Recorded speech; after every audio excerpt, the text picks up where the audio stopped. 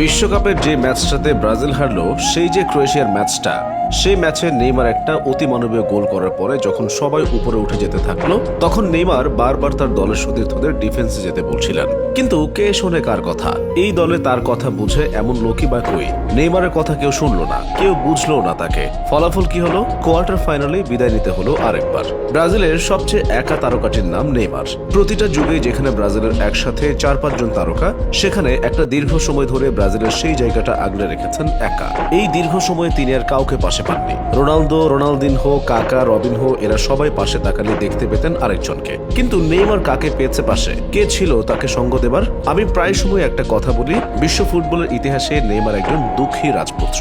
সেরা হবার সকল উপাদান যার মধ্যে আছে, কিন্তু তবুও তিনি সেরা হতে পারলেন না। তার থেকে কম গোল, কম অ্যাসিস্ট করেও অনেকের ব্যালন ডিওর জিতে নিয়েছেন, অনেকে জিতে নিয়েছেন গোল্ডেন বল, গোল্ডেন বুট। কিন্তু এই দুঃখী রাজপুত্রের ভাগ্যে জোটেনি তার কোনো কিছুই। সেই যে 20 বছর বয়সে পিঠে জড়িয়ে নিয়েছিলেন ব্রাজিলের মতো একটা বড় দলের 10 নম্বর জার্সির বোঝা, সেই বোঝা তাকে বয়ে যেতে হচ্ছে আজও পর্যন্ত। এরই মাঝে কত ইনজুরি, কত বাধা বিপত্তি পোহাতে হয়েছে তাকে, তার হিসেব নেই কারো কাছেই। তবুও তিনি হাল ছাড়েননি, চেষ্টা চালিয়ে গেছেন। এত কিছুর পরেও তাকে বারবার আঘাত পেতে হয়েছে। ভেঙে যেতে পারত মেরুদণ্ড। 2014 সালের সেই কথা মনে আছে তো? সেই যে তার পিঠের সেই আঘাত, এরপর তাকে স্ট্রেচারে করে নিয়ে যাওয়া হলো মাঠের বাইরে। কিন্তু তবুও তাকে শুনতে হলো সমালোচনা, তিনি নাকি অভিনয় করেছেন। এরপর সময় পেরিয়েছে, ক্যারিয়ারে আরো অসংখ্যবার ইনজুরিতে পড়েছেন তিনি। পায়ের গোড়ালিতে এমন চোট নিয়ে খেলে যাচ্ছেন যেখানে হালকা আঘাত লাগলেই মাঠের বাইরে চলে যান। এমনকি 14 বিশ্বকাপে মেরুদণ্ডে যে আঘাত পেয়েছিলেন, সেই মেরুদণ্ডের চির এখনো ঠিক হয়নি। সেই জায়গায় আঘাত পেলে ফুটবল আর কখনো নাও খেলতে পারেন নেইমার। শরীরের 3টি জায়গায় এমন ব্রুটাল ইনজুরি নিয়ে খেলছেন যা যে কোনো সময় নেইমারের ফুটবল ক্যারিয়ারের ইতি টানতে পারে।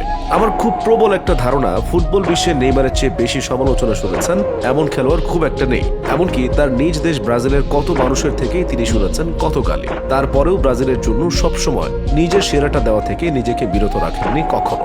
বড় ভুল একটা সময় আলো ছড়িয়েছেন নেইমার। আলোর ঝলকানি দিয়ে আসলেন বার্সায়, সেখানে অসাধারণ পারফর্ম করেও রয়ে গেলেন মেসির ছায়া। মেসির ছায়া কখনো এড়িয়ে গেলেও পিছিয়ে পড়তে হলো রোনালদোর কাছে।